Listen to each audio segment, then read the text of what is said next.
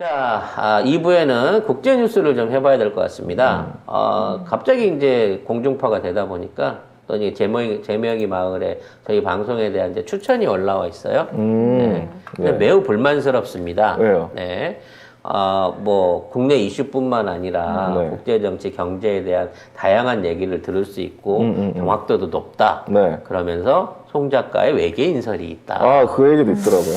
아니 그렇게 얘기하면 네. 이게 조금 뭐랄까 신뢰성이 떨어지는 거 아닌가? 라는 생각이 들다가 이제 마음을 바꿔먹기로 했습니다. 오, 어떻게 해요? 네. 마고신이 아닌 외계인을 소통하는 송 작가가 되는 거죠. 이제 앞으로 무속당이 이 대한민국에 여기저기 다 퍼져나가고 있을 때 마고신이나 뭐 삼신할매나 뭐 이런 뒤통산 호랑이를 믿는 이런 사람들이 있을 때 메가더 장군 믿고 이런 사람들이 있을 때 외계인을 주신으로 한 송 작가가 있다라는 차원에서 뭐 또 이제 새로운 경쟁력이 아닐까라는 국내 최초 차원에서 아니에요? 국내 아니 세계 미디어 언론계 최초지. 외계인의 소스로 방송을 한다라고 공식적으로 인정을 받고 있잖아요, 우리가. 네. 그렇기 때문에 더더욱 가열차게 외계인 특파원과 함께 좋은 소식을 좀 전해드려야 될 것 같아요. 자, 일단 러시아와 우크라이나 관련된 그 뉴스들을 또 한번 정리를 해봐야 되죠. 문하나가 오늘 쉬는 날이라서 안 나온 게 참 안타깝네요. 문하나 이제 업무량이 과중해지시고 여기저기 섭외가 많아지시다 보니까 주 4일째로 지금 근무를 하고 계신데 그래서 이제 오늘 이제 문하나의 의견을 들을 수는 없지만 관련된 뉴스를 좀 정리를 해보려고 해요. 일단 아시아 경제가 우크라와 남북한을 연결시키는 굉장히 기분 나쁜 기사를 꺼내놨습니다. 네, 키릴로 부다노프 우크라이나 군사정보국장이 현지 시간 27일 성명을 통해 블라디미르 푸틴 러시아 대통령이 우크라이나 전역을 점령하지 못하자 러시아 지배구역을 만들어 남한과 북한처럼 분단시키려고 한다고 비판을 했습니다. 이 해당 발언에 앞서서 돈바스 내 친러 반군 세력인 루한스크 인민공화국 측에서 러시아 연방 가입을 위한 주민투표를 곧 실시하겠다고 발표를 했는데요. 이에 따라 러시아군 점령 지역 곳곳에서 주민투표를 통한 러시아 연방 합류 절차가 진행될 것으로 우려되고 있다고 보도를 했습니다. 자, 요런 절차를 통해서 이제 예를 들어 돈바스 안에서 러시아로 가겠다. 라고 얘기를 하는 표가 유세하게 나오게 된다라고 하면 러시아가 원하는 대로 되겠죠. 그렇죠. 근데 지금 우크라이나의 민심이 그렇지 않습니다. 왜냐면 그동안 이제 돈바스 지역에서 친러 성향을 갖고 있던 주민들도 그거는 이제 러시아가 우리 같은 출신인 거고 그거는 100년 가까운 7, 80년 전 얘기인 거고 우크라이나로 독립돼서 살고 있지만 러시아 사람으로서 핍박을 받았다든지 뭐 이런 거보다는 워낙 우크라이나가 상황이 안 좋으니까 러시아 쪽에 붙는 게 유리하지 않을까라는 정치적인 판단에서 친러 정책을 쓴 거예요. 근데 막상 쳐들어왔어. 막상 쳐들어온 것도 괘씸하잖아. 그렇죠. 일단 자기 생활에 피해가 오는데 문제는 싸움도 못해. 그런데다가 돈도 없어 지금 보니까. 그렇죠. 그럼 지금 있는 상황에서 지금 러시아 쪽에 붙자라고 하는 주민투표가 얘네들 원하는 대로 나올 것 같아요? 절대 안 나옵니다. 힘들겠죠. 투표 자체에서도 못 이겨요. 근데 투표를 일단 해봅시다라고 거는 거는 우크라이나가 안 받을 걸 알기 때문에 일부러 거는 거예요. 근데 만일 이거를 진행을 한다고 하더라도 러시아가 지금 못 이깁니다. 지금 러시아 국제적으로 완전 고립되어 있는 상태고 지금 우크라이나 내부에서도 사실상 전부 패전했어요. 그래서 수도 키예프, 뭐 키이우라고 부르기도 하는데 키예프라고 저는 할게요. 왜 걔네들은 친일 국가로 다케시마라고 지도에 쓰는 애들을 왜 지들이 원한다고 그래서 키예프라고 일방적으로 키이우라고 바꿔 불러줘야 돼? 그동안 우리가 흔히 알고 있는 키예프라는 이름이 있는데 나는 키예프로 부를래요. 나 우크라이나 싫어하니까. 그래서 키예프 지역을 비롯해갖고 항만 지역을 비롯한 남부 지역의 주요 접경 지역에서 완전 대피했어요. 그래서 지금 전부 다 철군하고 있습니다. 심지어 철군을 제대로 못해서 다 갖다가 버리고 있어요, 지금. 기자재들을 버려놓고 몸만 빠져나가고 있는 상황입니다. 12,000명 이상 전사자 사실인 걸로 확인되고 있고요. 재래식 무기 병력과 미사일 병력의 3분의 2 이상을 전부 쏟아서 없애버렸고 공군력도 3분의 1 이상을 잃었다라고 하는 평가가 정확한 통계로 나오고 있습니다. 즉 지금 러시아는 주변국들한테 대략 털리게 생긴 상황이에요. 일단 전쟁 못한다는 것도 들통났지만 갖고 있던 재래식 군사무기들을 너무 많이 쏴버린 거예요. 그래서 러시아가 핵카드를 꺼내드는 이유가 더 이상 재래식 미사일에 쏠 게 떨어져서 없는 거예요. 남아있는 게 핵실험은 미사일밖에 없다니까? 그냥 일반적인 미사일이 없기 때문에 이 얘기가 나오고 있는 거예요. 그렇게 되다 보니까 중국이 쳐들어갈 수도 있네. 심지어 일본이 쿠릴열도 상륙할 수도 있네. 자꾸 이런 얘기 나오는 거고 이 와중에 바이든은 폴란드 와갖고 푸틴 정권을 바꿔야 되네 뭐 이런 소리를 해버리니까 푸틴 입장에서도 빡이 돌 수밖에 없는 거죠. 그리고 실제로 러시아 안에 있는 주요 군 장성들이나 그동안 정치에서 실세로 불리던 인물들이 하나씩 둘씩 지금 안 나타나고 있다는 말씀 드렸잖아요. 특히나 이 군사적 2인자였던 쇼이구 같은 사람이 실제 국방장관인데도 공식석상에 안 나타나갖고 지금 완전히 이 군사적 통제가 무너졌다라는 평가들이 계속해서 첩보들이 나오고 있는 상황인 거예요. 이런 와중에 바이든이 가갖고 푸틴의 정권을 바꾸겠다라고 얘기하면서 푸틴이 바짝 쫄아갖고 승질이 나 있는 상황인 거죠. 근데 바이든도 사실 이게 굉장히 지금 상황이 좋지가 않습니다. 일단 첫째로 미국의 석유값이 많이 올랐어요. 그게 러시아산 석유를 수입을 못해서 그렇습니다. 그러니까 미국이 천연가스는 수출을 하지만 석유는 수입을 하거든요. 그래서 중동이나 러시아에서 석유를 꾸준하게 수입을 해왔는데 지금 이 루트가 다 막힌 거예요. 일단 러시아께 안 들어오기도 하지만 중동에서 올 물량도 유럽으로 먼저 돌아가고 있는 상황이거든요. 그러니까 미국 내의 유가 상승이나 물가 상승이 심각한 수준입니다. 그래서 이거를 빨리 못 잡고 있기 때문에 그런 거고 지금 하도 미군이 정보전을 심하게 때리면서 러시아랑 우크라이나 관계를 왜곡을 시켜놓다 보니까 미국 국민들의 75% 이상이 참전해야 되는 줄 알아요. 그러니까 미국 안에서의 여론조사가 우크라이나에 참전하게 될 것이다 라고 하는 불안감을 갖고 있다는 거야. 이게 환영이 아니라 참전하게 될 거다라는 막연한 예상을 갖고 있다는 거죠. 그렇기 때문에 참전을 해야 되는 군인 가족들이라든지 젊은 세대나 또 대부분의 국민들이 바이든이 이게 제대로 관리를 못 해갖고 지금 미국까지 참전하게 되면 인명피해나 물적 피해가 얼마나 클 거냐라는 차원에서 바이든의 지지율이 지금 최악으로 떨어져 있어요. 40% 이하로 지금 떨어져 있다고 합니다. 그럼 올 11월 달에 중간선거 그냥 깨지는 거거든요. 의회 권력을 트럼프한테 내줘야 돼요.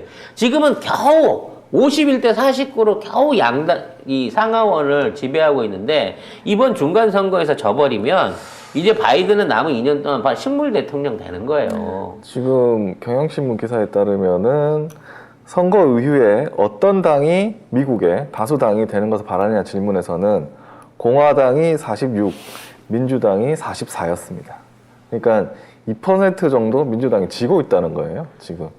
그래서 만일 참전까지 이루어져 버린다 그러면 오히려 더 바이든 입장에서는 지금 있는 우크라이나 사태로 인해서 자기 권력이 날아가게 된 상황인 거예요.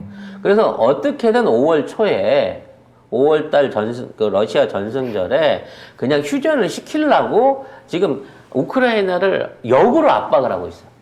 그냥 대충 얘기 들어줘. 그러니까 지금 우크라이나 쪽에서 얘기하고 있는 거는 그럼 중립국으로 해줘. 그럼 중립국.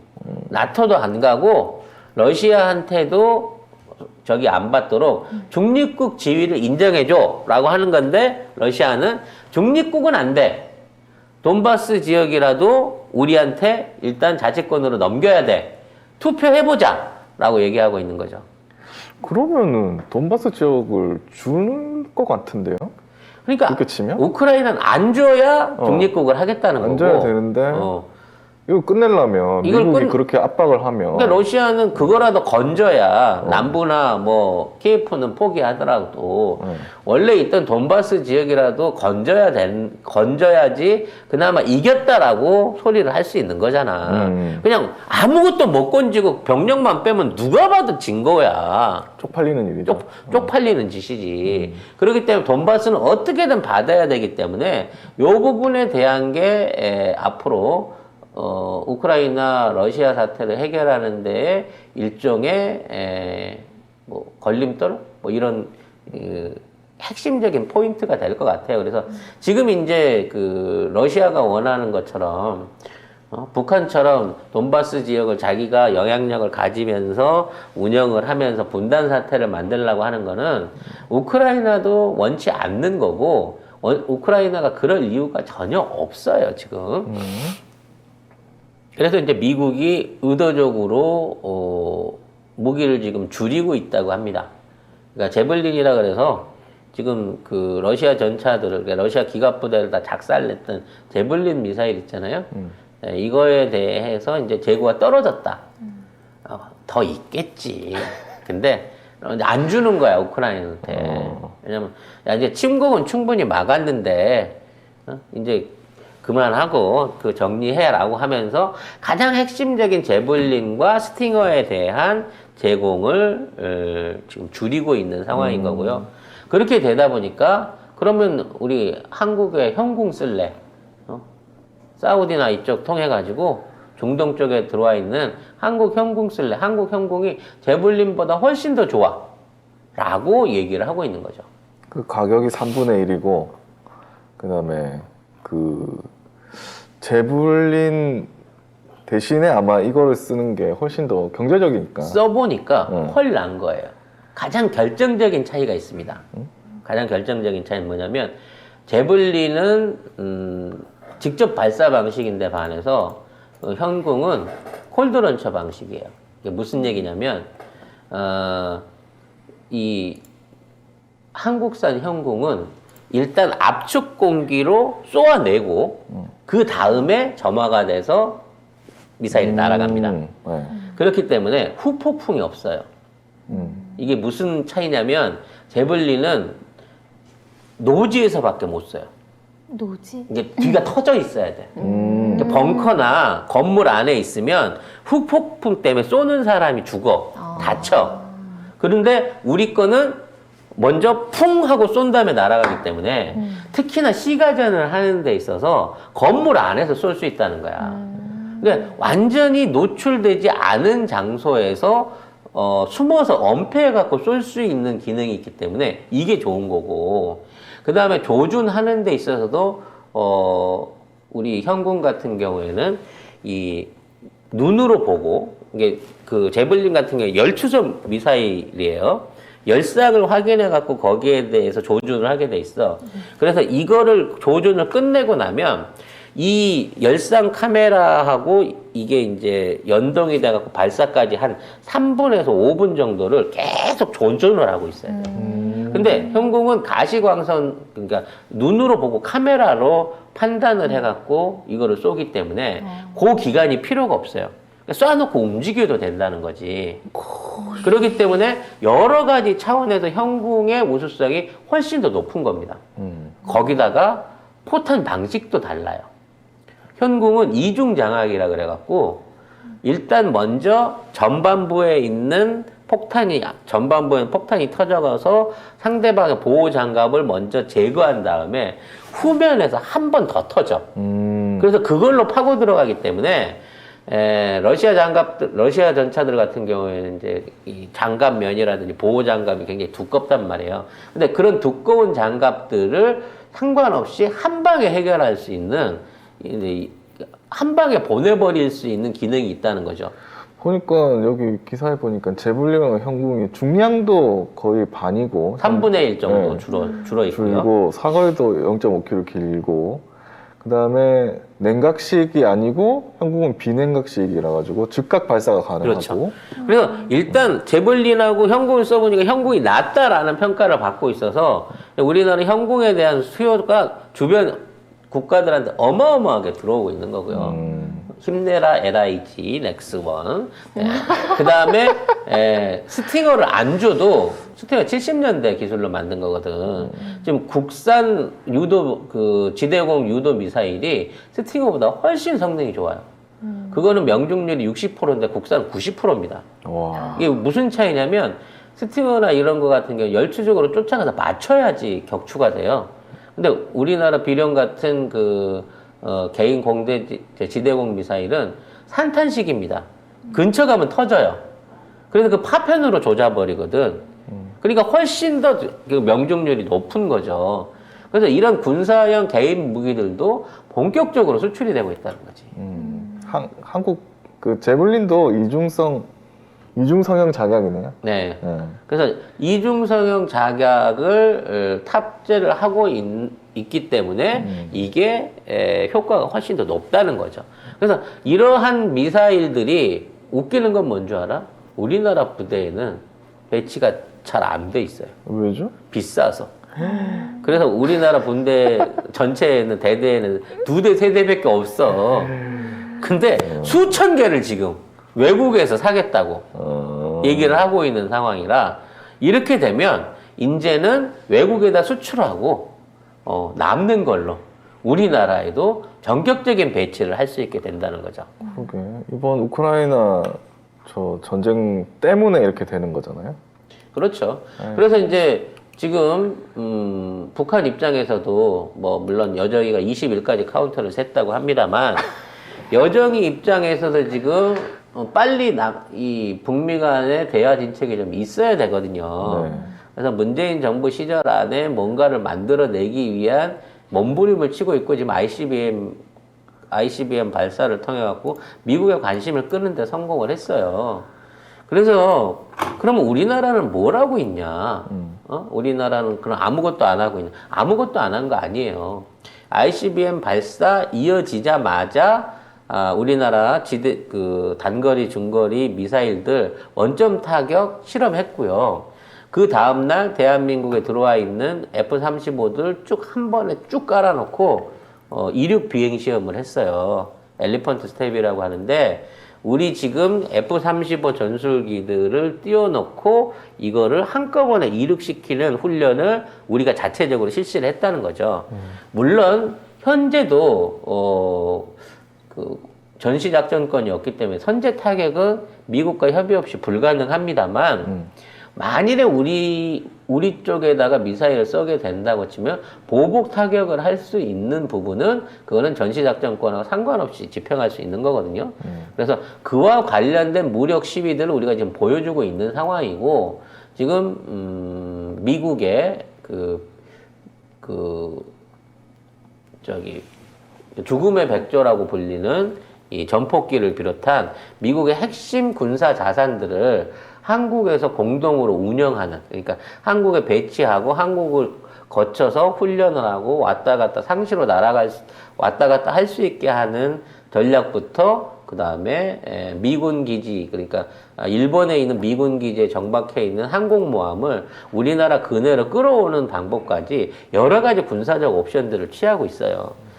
그와 관련해서 이제 우리 내부 군사 소식통은 북한이 곧 핵실험을 한다라는 얘기를 하고 진짜? 있습니다. 네. 그래서 뭐 다음 달이나 5월 달에 북한이 추가 핵실험을 할 수 있다라는 얘기까지 나오고 있습니다만 만일 이 상황에서 핵실험까지 해버린다고 치면 북한은 폭격 맞겠다는 얘기거든요. 네. 지금 바이든도 급해요. 지금 우크라이나 사태는 어떻게 해결을 하더라도 지지율이 40% 미만으로 빠져있는 상황에서 지금 북한까지 저렇게 개기면 더 빠지거든. 그렇겠죠. 우크라이나의 사태를 미국 국민들이 직접적 군사 위협으로 안 느껴요. 근데 북한이 ICBM 발사를 했고 이게 15,000km로 샌프란시스코까지 가능하다. 이 얘기 벌써 나오기 시작하면 미국 국민들은 더 흔들린단 말이에요. 그럼 뭐라고 그래? 야, 트럼프 때는 그렇게 잘했는데, 사이도 좋고 그랬는데, 바이든 도대체 정책 어떻게 하는 거야? 이 소리가 나올 수밖에 없는 상황이 생긴다는 거죠. 그렇죠. 그래서 미국도, 북한에 대한 또는 한반도 문제에 대한 굉장히 전향적이고 적극적인 자세를 취할 거다라고 지금 예상이 되고 있는 부분이 있습니다. 근데 최근에 그 제가 말씀드린 그 김여정 페이스북에서 우리는 대화할 준비가 돼 있다 이렇게 글을 썼거든요. 그 애를 금요일 본인이라고 믿는 네가 더 이상해. 그리고 오늘은 그 카운트다운 21입니다. 네. 계속 세고 있어요. 아니 거기 계속 올라와. 이렇게 매일 매일. 매일 카운트다운 내일이 20 되겠죠? 네. 우크라이나 사태를 보셔서 알겠습니다만 어찌됐거나 전쟁이라고 하는 건 일어나서는 안 됩니다. 안 되죠. 엄청난 인력과 사람들에 대한 피해가 생기고 그 피해를 복구하는데 몇십 년이 걸릴 줄 모르는 상황으로 돌아가는 거예요. 그래서 절대 대한민국에서 전쟁이 있어서는 안 됩니다. 그래서 지금 할 수 있는 건 대화뿐이에요. 군사적인 압박으로 인해 가지고 북한을 선제 폭격할 수도 있겠죠. 압도적인 무력으로 북한 쪽에다가 뭐 폭격을 해갖고 이걸 끌어갈 수 있습니다만 일단 그렇게 돼서 무력적인 저항 없이 우리 민족을 무너뜨려 버린다고 치면 그 다음에 피해 복구와 거기에 대한 전쟁 복구와 북한에 대한 그 통일 비용 다시 재건 비용은 다 온전히 대한민국의 몫으로 오는 거예요. 그건 정상적으로 같이 공동 경제를 펼쳐 나가는 방식에 비해서 너무 큰 희생과 비용을 소모를 하게 됩니다. 그리고 만에 하나라도 못 건드려서 북한이 갖고 있는 핵탄두라든지 핵탄두가 북한이든 한반도 땅에서 터진다고 하면 아니 북한에서 터졌으니까 우리는 괜찮아 그럴까요? 직경으로 300km, 400km 근방에 있는 모든 산업시설과 농업과 산업이 망해요. 망합니다. 죽음의 땅이 됩니다. 그냥 한반도 자체가 핵 한 발만 터져도 망가질 수밖에 없는 위험한 사태에 오는 거예요. 이 위험한 짓거리들을 왜 일부러 불을 붙여가면서 정리를 오히려 들쑤시고 있냔 말이야. 이제 거의 꺼진 불을 다 꺼가고 있고 소화가 다 되고 가고 있고 이제 한반도 연합군이 탄생하고 세계 4위의 군사 강국이 될 수 있는 이 목전의 눈앞에 와가지고 그래서 이런 것들을 바랄 수 있는 건 외구들밖에 없어요. 그렇죠. 한민족이라고 하면 지금 있는 상황에서 더더욱 대화를 하고 더더욱 적극적인 자세를 취해줘야 되는 겁니다. 문재인 정부가 남아있는 임기 아직 많이 있습니다. 뭐든 이뤄낼 수 있는 시간이 있어요. 지금 남아있는 50일 가까운 이 기간은 결코 그냥 허투루 보내서 그냥 흘려버려야 될 상황이 아닙니다. 최소한 안보 부분에 있어서만큼은 문재인 대통령이 뭔가 확실한 정리를 좀 해줬으면 좋겠고 아마 북한도 그렇고 미국도 그렇고 그걸 바라고 있지 않을까라는 생각을 해보게 됩니다. 말 그대로 지금 있는 상황에서 전쟁을 우습게 보고 함부로 외국하고의 연결고리나 연결관계를 우습게 본다면 사실 우리나라를 직접적으로 침공할 대국은 없어요. 그럴 만한 능력도 안 되고요. 왜냐하면 우리는 미국하고 군사보호협정이 돼 있기 때문에 우리나라를 직접 공격한다고 하는 것은 말 그대로 미국하고 전쟁을 하겠다는 얘기밖에 안 됩니다. 하지만 북한은 달라요. 중국이나 러시아 같은 경우에는 북한의 정변이 있거나 또는 북한의 정권이 반중이나 반러로 급격하게 돌아가게 될 상황에 얼마든지 군사적인 개입이라든지 압력을 취할 수 있는 거고요. 그거는 우리가 도와줄 수 있는 사안이 못 돼요. 지금 있는 상황에서. 지금 중공군이 압록강을 건너가지고 평양으로 치고 들어온다. 그래서 침략 쿠데타를 한다고 했을 때 미군이나 우리가 나설 수가 없다니까. 현재 있는 상황에서는. 북한이 두려워하는 거는 대한민국과 미국의 침공이 아니에요. 중국이나 러시아의 침공이란 말이야. 근데 그 중국이나 러시아가 침공을 해야 될 이유가 우크라이나에 있다는 거야. 우크라이나 때문에 체면을 구겼기 때문에 중국이나 러시아가 여기서 실리적 이득 내지는 그 이상을 하기 위해서 뭔가 군사 도발할 가능성이 굉장히 높아졌어요.